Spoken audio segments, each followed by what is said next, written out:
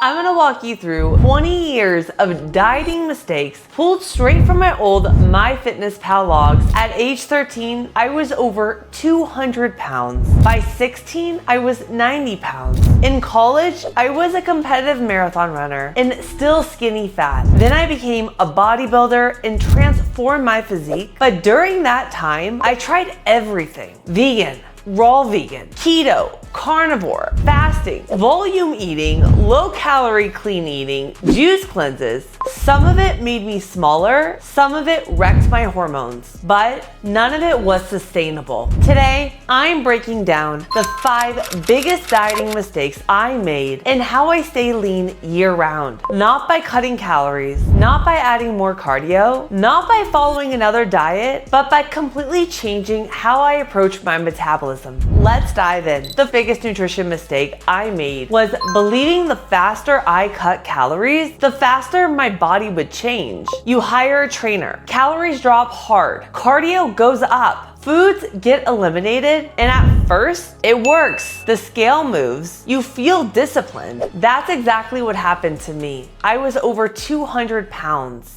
Then I dropped to 90 by doing low calorie everything. Special K, fiber bars, 0 calorie drinks, anything labeled light or low fat. Later, it became a bodybuilding diet, vegan, keto, juice cleanses, fasting, same diet, same formula, less food, more output, more restriction. But underneath, my body wasn't adapting. When calories drop aggressively, thyroid output can downregulate. Leptin drops, so you feel less satisfied after your meals. Ghrelin rises, so your hunger increases. Cortisol elevates and stress goes up. This is especially true for women over 30 who are far more sensitive to stress hormones. And here's the part no one tells you. It works at first. That's why people keep repeating it. But eventually, fat loss stalls, energy drops, cravings increase, and body composition stops responding. So what do? We cut harder, and the cycle continues. The more extreme the plan, the more extreme the rebound. What finally changed for me wasn't another diet. It was realizing that fat loss forced through stress is temporary. Fat loss supported by a stable metabolism is sustainable. This is where I completely misunderstood how body composition actually works. When I was over 200 pounds, I thought the solution was simple: burn more calories than you eat. So I joined a boxing gym, I was lifting weights, and I was doing beach body insanity, all at the same time. I believed the more I sweat, the faster I would shrink. But what I didn't understand is that cardio burns calories in the moment, while muscle determines how many calories you burn long term. And even when I transitioned into lifting, I was still doing it wrong. My sessions were over 2 hours long. I wouldn't leave the gym until I was so sore. I was doing lat pull downs, then another variation, then another. I wasn't training for progression. I was training for exhaustion. And there's a big difference. Muscle grows from progressive overload, gradually increasing tension over time, not from piling on random volume. When you stack excessive steps of the same movement pattern without adequate fuel and recovery, you increase systemic fatigue faster than you stimulate adaptation. Cortisol rises, recovery drops, and muscle protein synthesis can't keep up. So in simple terms, instead of building muscle, I was training so hard without the recovery that I was just breaking down my muscle and not allowing it the time to rebuild stronger to have the body composition changes. That's why so many women train 5 to 6 times a week, leave drenched in sweat, and still don't see changes in their body.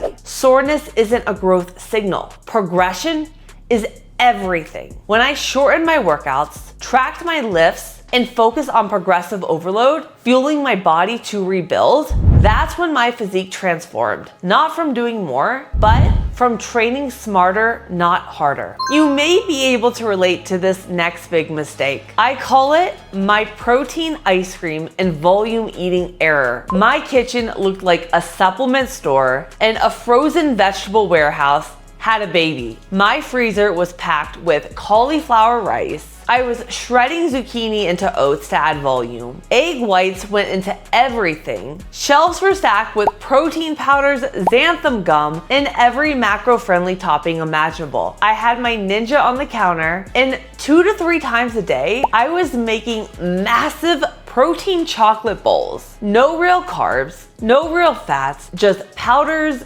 frozen cauliflower, blended into oats, ice blended into smoothies, tripled in size, whatever I could make it thicker and bigger without technically increasing calories. I thought I was being smart. If I could keep calories low, but food volume high, I could stay full and stay lean. But here's what was really happening. When most of your intake comes from isolated protein powders, artificial sweeteners, and fiber bulking agents, you can still hit macros on paper while still underfueling key metabolic systems. Low carbohydrate reduces T3 conversion, which is your active thyroid hormone. Chronically low dietary fats can impair steroid hormone production. Heavy reliance on non-digestible fibers and gums can disrupt your gut motility and microbiome balance, which explains the bloating and gas that I was dealing with. And hyperpalatable sweeteners keep dopamine pathways stimulated without delivering actual energy, which maintains cravings instead of resolving them. So even though my bowls were huge,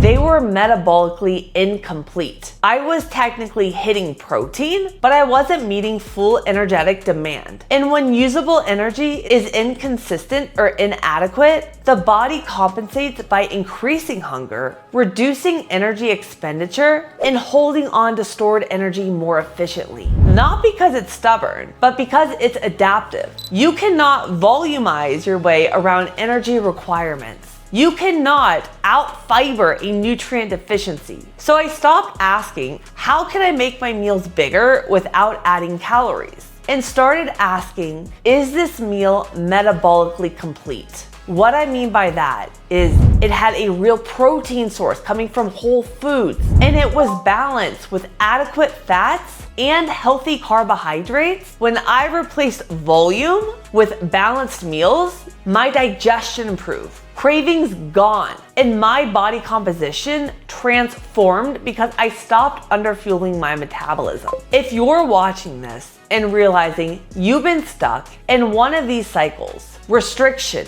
rebound, volume hacks, I am hosting a live metabolic masterclass where I break down the 3-step gut and hormone reset I use with thousands of women 30 plus to transform their body without cutting calories or adding cardio inside my 90-day whole body transformation. If you want a guest pass, it's the first link below in the description. Now, let's go into the next pillar. This next mistake was the one that took me the longest to admit. It wasn't calories. It wasn't carbs. It was diet identity. I stayed vegetarian, then vegan, then raw vegan, fruitarian, keto, then carnivore. Every time I switched, I told myself, this is the one. And when my body didn't respond the way I expected, I didn't question the plan, I questioned myself. But here's what was actually happening. Every time you swing from one extreme to another, low fat to high